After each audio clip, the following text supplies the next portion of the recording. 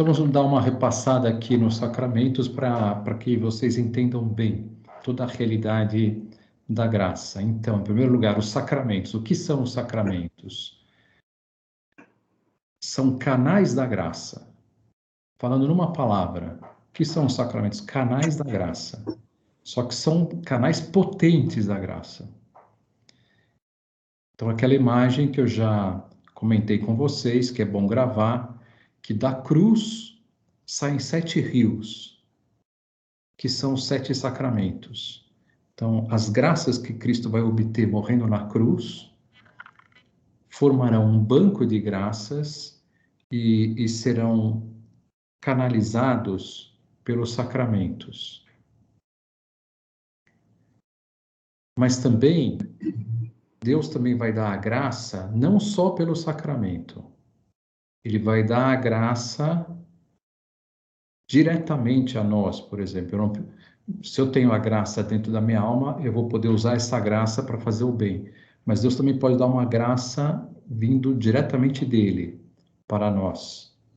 E também nós vamos poder receber a graça pelas indulgências. Outro canal da graça são as indulgências, que nós já comentamos numa outra aula, não é verdade? Então, são 3 canais, na verdade, da graça. Os sacramentos, depois Deus diretamente atuando em nós, dando graças atuais, e através das indulgências.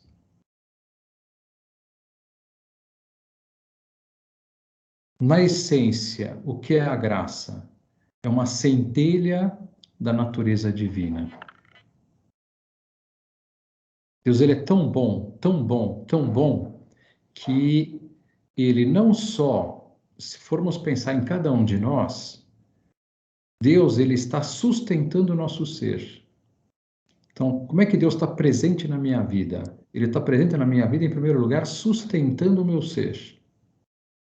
Depois, Deus, ele está presente na minha vida porque Deus é onipresente, ou seja, ele está em todos os lugares. Então, imagina agora aqui, né? Agora que eu estou sendo sustentado por Deus na existência, Deus está aqui junto de nós, junto de mim, porque Ele está em todas as partes, e aí Ele vai inaugurar, a partir da redenção, da morte na cruz, uma nova forma de estar presente, que é estar presente na alma em graça. E Ele vai estar presente na alma em graça de 2 formas. Pela graça e Ele se fazendo presente mesmo. A própria Santíssima Trindade vai passar a morar na alma de quem está em estado de graça. Então veja só quantas presenças de Deus, né, sustentando o meu ser, junto de mim, porque Ele está presente em todas as partes. Depois, pela graça, porque a graça é uma centelha da natureza divina, e pela sua própria presença na alma. Quando São Paulo diz que nós somos templos do Espírito Santo. Na verdade, é uma forma de dizer, nós somos templos da Santíssima Trindade. Então, a própria Santíssima Trindade habita dentro da nossa alma, se nós estamos em estado de graça. Daí a importância enorme de estar em estado de graça. Porque se eu não estou em estado de graça, eu não tenho nem as graças que estão dentro da minha alma, são a graça santificante, o habitual, e nem tenho a Santíssima Trindade morando dentro da minha alma. Então, a divisão da graça, graça se divide em graça santificante ou habitual, que é essa que fica dentro da alma. E depois a graça atual, que é uma graça que é dada por Deus diretamente, né, como outro caminho, como eu falava, fora os sacramentos e fora as indulgências. Bom, podemos resistir à graça? Sim, podemos resistir à graça de Deus. Nós somos livres. Então, por isso que vem toda essa lógica da correspondência à graça. Um santo, o que é uma pessoa santa? É uma pessoa que ela não nega nenhuma graça a Deus, né? Toda a graça que Deus envia, ele acolhe. Ele diz sim para a vontade divina. Então, é difícil isso, né? Quer dizer sim para tudo que Deus diz para nós. Nós podemos ir crescendo nisso, nessa abertura para a graça. Tem uma famosa frase de Jesus Cristo a Santa Teresa, que ele vai dizer assim para Santa Teresa: Teresa, eu quis, mas os homens não quiseram. Deus tem um amor infinito. O que Ele mais quer é nos salvar. O que Ele mais quer é nos dar a felicidade infinita. Só que nós podemos dizer não. Nós podemos resistir à graça de Deus. Então, vamos imaginar de tantas pessoas hoje que estão afastadas de Deus. O que está acontecendo com elas? Que elas estão resistindo à graça de Deus. Quem se abre para a graça de Deus se converte. Se está afastado de Deus, se converte e passa então a buscar a Deus com todas as forças.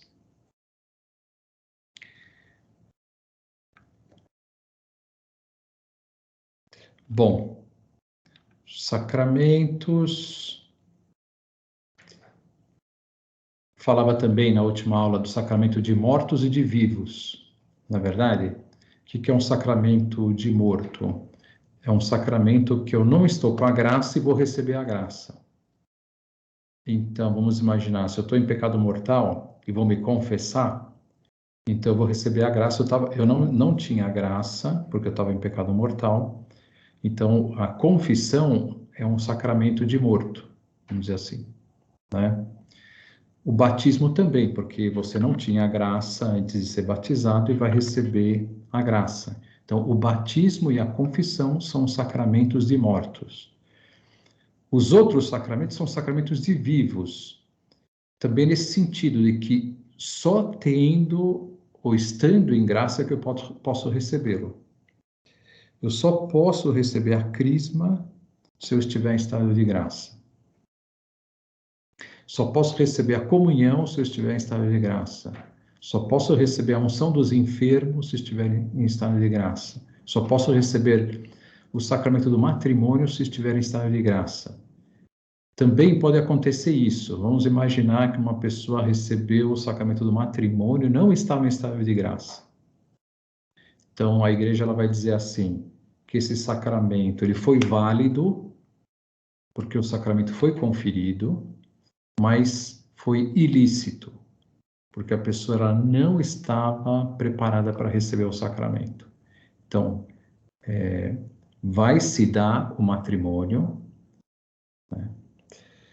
Mas a pessoa ela vai estar espiritualmente morta até o momento que ela se confessar. Quando ela se confessar, ela vai voltar até a graça e o matrimônio também já foi feito, né? A crisma, a pessoa recebeu a crisma e não estava em estado de graça.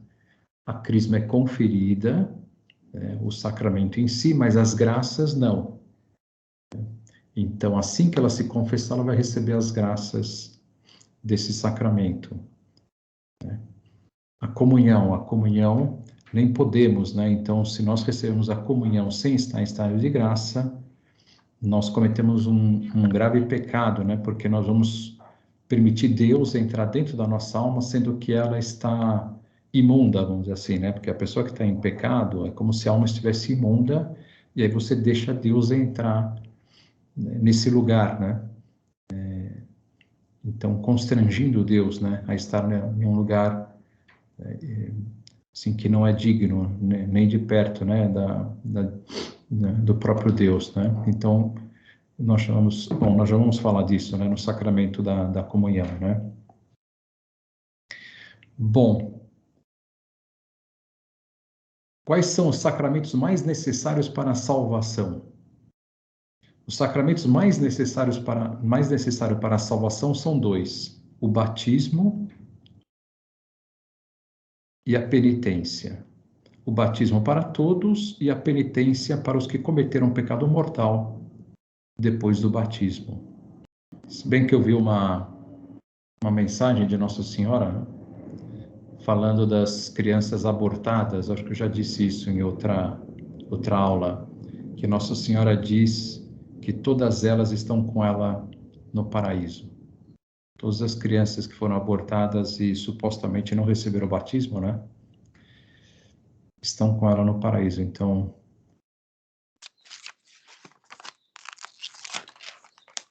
e para a salvação, a penitência. Então, se uma pessoa está em pecado mortal, isso é muito importante, né? Ela vai ter que se arrepender dos seus pecados, nem que seja no último segundo ali da sua vida, né?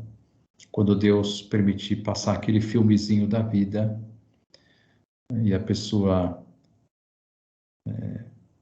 se der conta, né, dos seus pecados e pedir perdão por eles, né?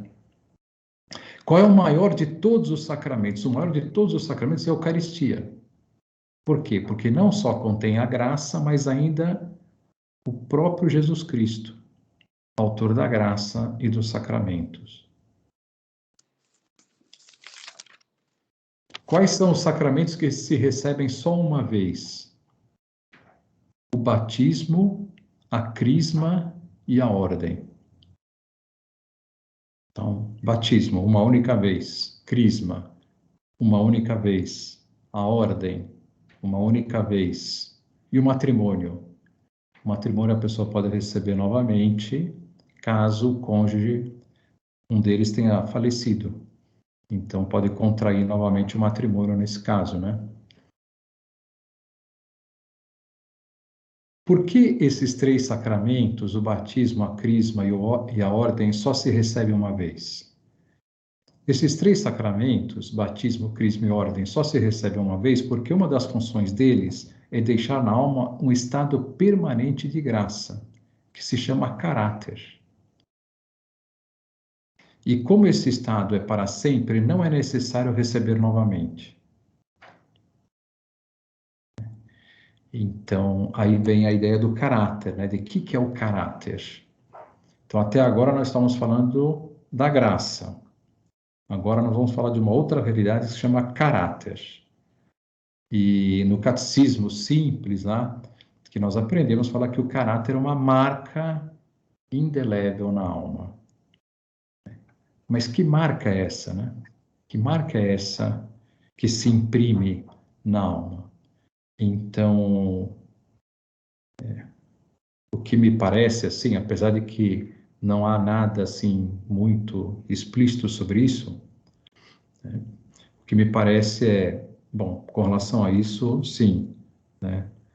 Se fala disso, né? Que essa marca é a marca de Cristo. Não. Então, imagine aquele gado lá que pertence a determinada fazenda, que o dono vai pegar as iniciais da fazenda e vai marcar na pele lá do gado para ficar marcado para sempre, né? Então, a mesma coisa Deus faz conosco, em certo sentido, né? Ele, uma vez que nós somos batizados, nós somos marcados com a sua marca, com a marca de Cristo, porque a partir dali nós somos filhos de Deus, né? Somos Cristo em miniatura, vamos dizer assim, e chamados a ser Cristo o máximo que conseguimos, né? Nós somos filhos com F minúsculo e chamados a ser filhos com F maiúsculo. Então, essa marca, então, todos nós estamos chamados a seguir Cristo e a imitar Cristo a partir do batismo. Por essa marca que está aí. E qual que é a diferença entre essa marca do batismo, da crisma e da ordem? Eu penso assim, antigamente, não sei se vocês lembram, havia aquelas impressoras que eram as matriciais, que elas imprimiam com pontinhos. Então tinha, depende, se você queria imprimir com qualidade de rascunho, eram menos pontinhos. Se você queria imprimir com uma qualidade de impressão, tinha mais pontinhos. Se você queria imprimir com qualidade de carta, tinha mais pontinhos ainda. Então, é mais ou menos isso. No batismo, nós recebemos o JC ali, a marca de Cristo, de modo, vamos dizer assim, rascunho, né? Podendo ainda ser mais perfeito. Então, na crisma, essa marca, a definição vai ficar maior e na ordem maior ainda. Justamente por isso o sacerdote é muito mais Cristo do que os demais fiéis da igreja, porque ele vai receber essa marca de uma maneira mais profunda, né, tendo uma identificação maior com Cristo na sua missão, né? E eu penso também que esse JC, ele é tridimensional e vai formar um balde JC. Por quê? Porque é ele que vai permitir você receber a graça e que ela se acumule, que é a graça santificante ou habitual. E aí, à medida que você vai recebendo a graça, você vai crescendo na graça, crescendo na graça, crescendo na graça, crescendo na graça. E aí, se eu peco mortalmente, o que acontece? Perco todas essas graças acumuladas. E a Santíssima Trindade sai da minha alma também. Aí, se eu me confesso, voltam aquelas graças todas e volta a Santíssima Trindade morar dentro da minha alma. Então, imagina que se a graça é uma centelha da natureza divina e você vai acumulando na graça, você vai se endeusando, como nós dizemos, se cristificando. Então, aquela pessoa vai se tornando muito santa, né? Quanto mais graças ela tem, mais santa ela se torna, mais parecida com Cristo. Apesar de que nós nunca vamos deixar de ser seres humanos. Vamos continuar com essa natureza limitada nossa de ser humano, que é uma natureza inferior à dos anjos, mas mesmo que eu vá recebendo graça, graça, graça, o que vai mudar? Vai mudar dentro da alma, né? Vão ser qualidades da alma, que eu vou ter mais pensamentos como de Deus, eu vou ter reações como de Deus, eu vou ter sentimentos como de Deus, nesse sentido, né? Então, nós vamos tendo vai sendo realizada uma divinização da alma, sem que a nossa natureza seja mudada. Então, vamos imaginar Nossa Senhora agora. Nossa Senhora, a igreja diz que ela nasceu com mais graças do que todos os anjos e santos juntos. Olha só o que aconteceu com Nossa Senhora. Nós não fazemos ideia da quantidade de graças que Nossa Senhora tem, né, e recebeu ao nascer. E tanto é assim que quando o arcanjo Gabriel vai aparecer a ela naquela embaixada, né, para perguntar a ela se ela aceitava ser a mãe de Deus, ele vai dizer assim: Ave cheia de graça, ave cheia de graça, o Senhor é contigo. É tanta graça que Nossa Senhora tinha, tanta, que Deus não está com ela. Deus é nela, ou seja, está de uma maneira muito mais plena, muitíssimo mais plena do que nós podemos imaginar, uma pleníssima, né? A plenitude da graça. Nossa Senhora tem a plenitude da graça. De tal forma que na gradação da importância ou da santidade, Deus, em primeiro lugar, em segundo lugar, Nossa Senhora. Depois é que vem os anjos. Apesar de Nossa Senhora ter uma natureza humana inferior à dos anjos, em graça, ela é assim, infinitamente superior aos anjos. Enfim, muito, muito, muito superior aos anjos. De tal maneira que, depois de Deus, é Nossa Senhora. E aí, então, por isso que Nossa Senhora vai ser a medianeira de todas as graças, que todas as graças vão passar por Nossa Senhora, né? Que Nossa Senhora tem esse poder muito grande, né? Porque ela é cheia de graça e porque ela é mãe de Deus. Enfim, então, essa importância aí de Nossa Senhora. Bom, falamos da matéria, do sacramento e a forma, né? A matéria é essa realidade sensível, né, que há em todo o sacramento, né? A água, o óleo, né, e assim por diante.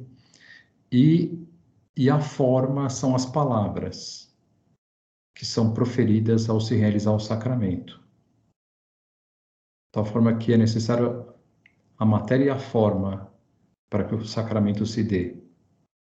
E o ministro do sacramento, né, que é aquele que vai conferir o sacramento, que vai depender de cada sacramento. Nós vamos ver quem que é o ministro adequado para aquele sacramento.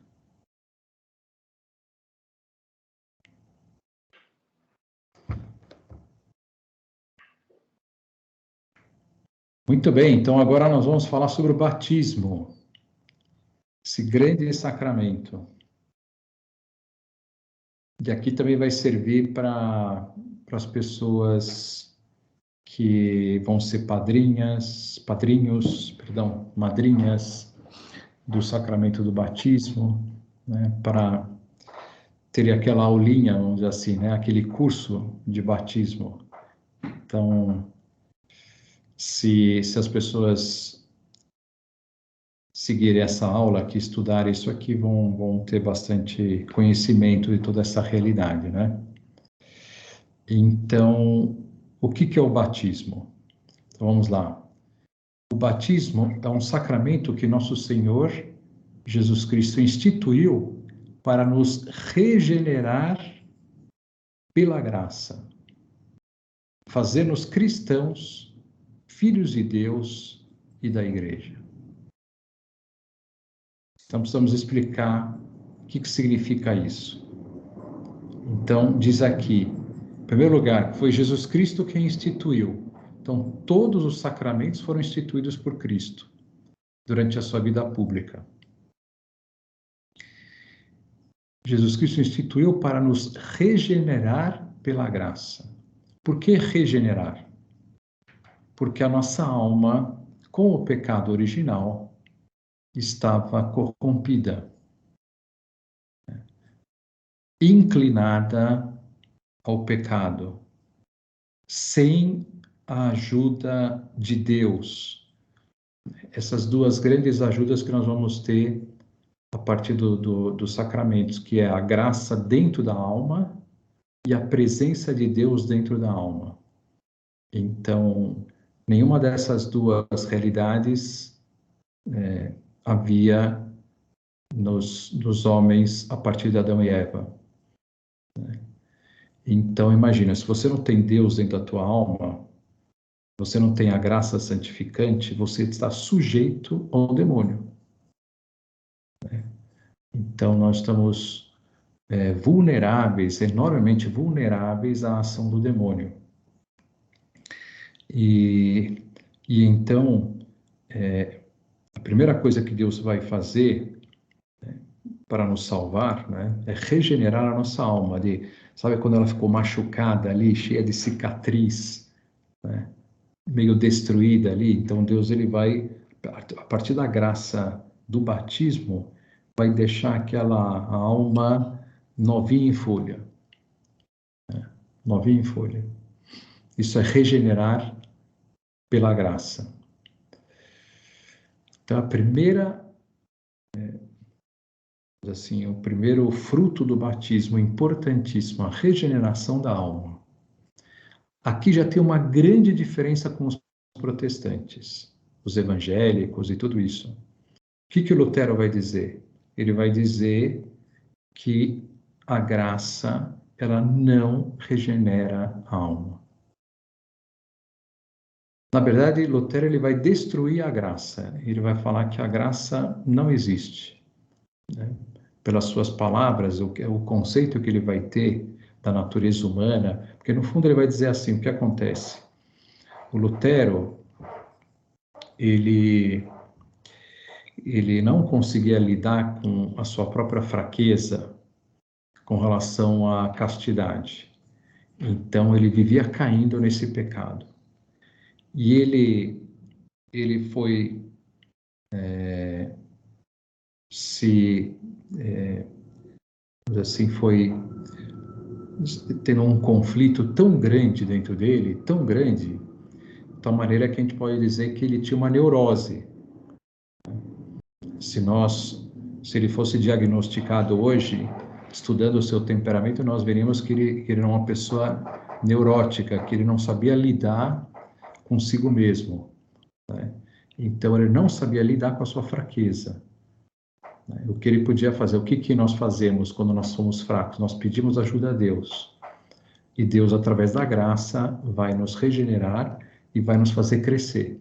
Só que Lutero, ele tinha tanta dificuldade, ele era tão obcecado com isso, que ele vai criar toda uma outra religião para poder justificar o que acontecia com ele. Porque ele vai falar assim, o que acontece? Depois do pecado original, o homem está corrompido. A natureza humana está corrompida. Então, não tem jeito. Ele é um pecador. E sempre vai ser um pecador e nunca vai mudar essa situação. Em nada. Vai ser sempre um grande pecador. Sempre, sempre. E a graça não vai fazer nada. Então, mas como é que essa pessoa vai se salvar? Ela vai se salvar porque Deus ele vai colocar um manto, que é o manto da caridade, para não enxergar os nossos pecados. O manto da misericórdia. Então, a pessoa ela só se salva pela misericórdia divina, sem a ação da graça, né? Porque ela não faz nada a graça, porque não muda nada, o homem continua pecador, né? Antes de Cristo morrer na cruz e depois de morrer na cruz igualzinho, não mudou nada, então ele vai anular todo o conceito da graça, né? E quem é que vai se salvar então? Vai se salvar os predestinados. Se você não tem nada para fazer, se eu não tenho nada na minha mão que eu possa fazer para me salvar, a minha liberdade, né, como a visão católica tem a minha liberdade e a graça de Deus. Se eu não tenho a liberdade nem a graça, né, se a liberdade eu não posso atrair a graça de Deus e a graça não faz nada, então eu só vou me salvar pela misericórdia divina. E quem é que vai se salvar? Os predestinados.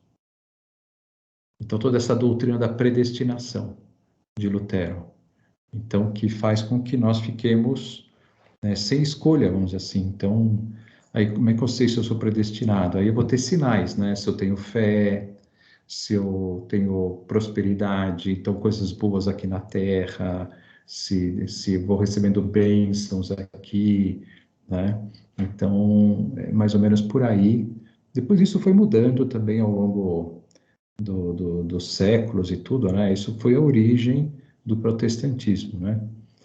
E, e depois, como o protestantismo também, o Lutero, ele vai destruir a igreja, a hierarquia, o papa, os bispos e os sacerdotes, não vai ter mais nem papa, nem bispo, nem sacerdote.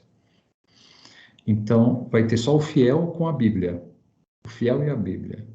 Então, o próprio fiel é o pastor, é o sacerdote, ele mesmo é quem vai interpretar a Bíblia. Então, isso vai fazer com que comece a surgir inúmeras denominações protestantes, porque cada um vai pensar uma coisa da Bíblia, interpretar de uma forma e tudo, né? Então, vai ficar aquela confusão, né? Mas tudo começou por aí, o Lutero, porque ele não sabia lidar com a graça. Então, e o que nós dizemos, a fé católica? A graça regenera, tanto regenera que ela pode fazer de um homem ser santo, como a gente vê tantos santos,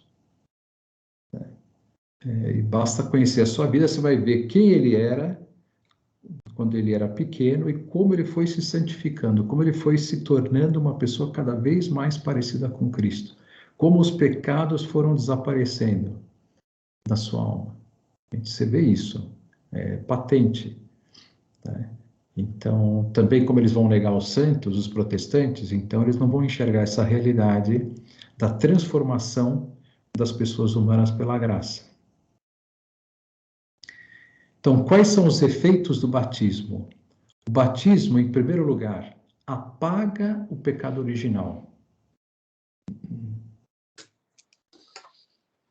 E também o atual, se houver, porque Vai ter muitos pecados que a pessoa vai cometer, que vai estar dentro da alma, que nunca foi perdoada até ser batizada, se a pessoa é batizada como adulto, né? Se é batizada quando pequena, então até os 7 anos de idade, como nós não temos uso de razão, nós não cometemos nenhum pecado. Então vai ter só o pecado original. Então, o pecado original é que corrompeu a natureza. Então, o que vai fazer a graça? Vai apagar esse pecado, Deus vai nos perdoar do pecado original e vai regenerar a alma. Vai perdoar toda a pena devido a esses pecados, toda a dívida. Lembra aquilo que eu falava do pecado? Que o pecado ele tem duas vertentes, a culpa e o dano que ele causa. Né? Eu tenho que ser perdoado. Nós também, quando nós fazemos um mal a alguém, a pessoa vai ter que perdoar a culpa e vai perdoar o dano que eu causei. Ou vai pedir para eu fazer algo para reparar esse dano, né? Então, o pecado, Deus vai perdoar da culpa pelo batismo e vai perdoar também dessa dívida, desse dano. Ele não vai pedir que eu faça algo para reparar esse dano, porque ele já fez por nós morrendo na cruz.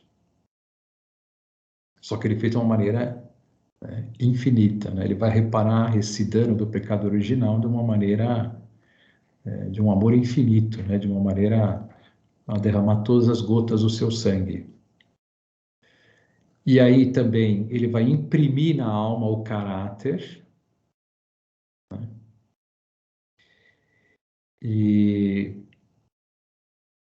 com essa graça, né, que nós recebemos no batismo, nós dizemos assim, vamos pensar assim, ó, o ser humano está aqui, está no chão, vamos dizer assim, Deus está lá em cima, está lá no céu, é um ser infinito. A distância entre nós e Deus é infinita. Mas com o batismo, nós vamos ser elevados à ordem sobrenatural, nós falamos. É uma graça, essa graça que a gente vai receber, como nos endeusa, nos diviniza, faz com que a gente suba na ordem sobrenatural. De tal maneira que a distância entre nós e Deus vai diminuir bastante. De tal maneira que também agora eu vou poder ser chamado de filho. Filho de Deus. Por isso que a gente fala que faz-nos filhos de Deus, da igreja e herdeiros do céu. Então, filho, por que filhos de Deus? Porque imagina o seguinte, imagina a distância entre nós e a formiga. A distância é tão grande entre nós e a formiga que ninguém chama a formiga de filha. Agora, a distância entre nós e o cachorro já é bem menor. Então, já tem gente que chama os cachorros de filhos. Né? Então, é mais ou menos a mesma coisa que acontece com o batismo. Nós somos elevados na ordem sobrenatural e de tal maneira que nós já podemos ser chamados filhos verdadeiramente. E chamados a ser cada vez mais, subindo, subindo, subindo, até se parecer o máximo com Deus, com Cristo. Nunca vamos ser como Deus, mas Deus ele quer que eu vá crescendo tudo que eu posso. Então nos tornamos filhos de Deus, da igreja, porque todo batizado passa a pertencer à igreja, né? E herdeiros do céu, porque Deus nos perdoando do pecado, então eu já vou poder novamente viver com Deus e estar com Deus para sempre no seu reino, começando já essa união dentro da alma. E torna-nos aptos para receber os outros sacramentos.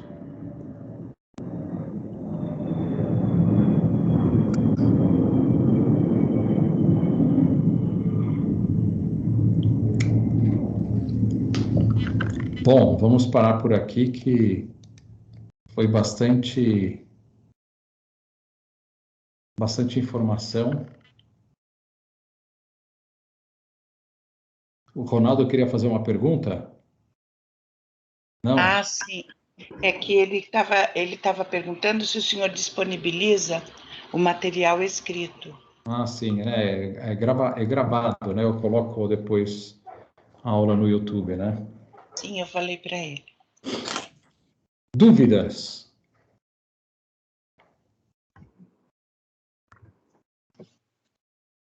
Eu tenho. Até o batismo, o ser humano ele é apenas criatura de Deus? Ele é filho de Deus porque nós somos gerados por Deus, vamos dizer assim, né? Deus é quem nos cria, né? Só que realmente tornar-se filho é só a partir do batismo. Isso até para uma criancinha. Se uma criancinha não é batizada... Pois é. Então você vê a importância, né, do batismo, né? A importância de ter Deus, né? Passar a morar dentro da sua alma, né? E ela está em estado de graça. E à medida que nós estamos em estado de graça, o Espírito Santo ele vai talhando a alma já vai fazendo a sua tarefa de talhar a nossa alma para se parecer com Cristo. É uma obra invisível, né? Então ele já vai fazer essa tarefa. Então, por isso que antigamente as pessoas elas queriam batizar o quanto antes. Quanto antes. Então a pessoa era batizada no dia seguinte, no próprio dia, coisa assim, né? Porque se entendia todo o valor do sacramento. Hoje as pessoas não têm a menor ideia. O batismo é só uma cerimônia, uma tradição, um costume, né? Então, aí as pessoas vão pedir o batismo, e depois os padrinhos e madrinhas, nós vamos falar disso, não têm a menor ideia do papel deles, né? E nem vão praticar a fé, né? Porque o padrinho, ele está chamado a ir na frente para incentivar a vida de fé do afilhado, né? Então, enfim. Ótimo. Ficamos Padre, só última pergunta. Uma criança que corre risco de aborto, e antes que isso aconteça, se eu tiver o desejo de batizá-la, Deus aceita esse batismo da criança, do feto que está no ventre da mãe? O que a gente fala que existe o batismo de desejo da própria pessoa, né? A igreja fala que tem pessoas que se soubessem o que é o batismo, seriam batizadas, né? Então, isso é uma coisa que só Deus cabe, né, julgar ou não, né? Então, o que também na prática é feito são enfermeiras que são católicas boas, que sabendo, né, que vai ter um aborto, elas fazem o batismo, né? Então elas pegam até uma seringa lá com água, né, e colocam ali dentro da barriga. Ai, que lindo. Exatamente. Então, pois é. Mas também tem essas palavras consoladoras de Nossa Senhora, né, de que todos os abortados estão com ela no paraíso, né? Acho que ela disse isso em Medjugorje. Medjugorje, quando perguntaram para ela do aborto e tal, né? Ela falou isso. Obrigada. De nada. Ótimo. Então, até semana que vem. Tudo de bom. Obrigada, Padre. Nada. Obrigada, meninas. Até semana que vem. Tchau, obrigada, Tchau. Padre.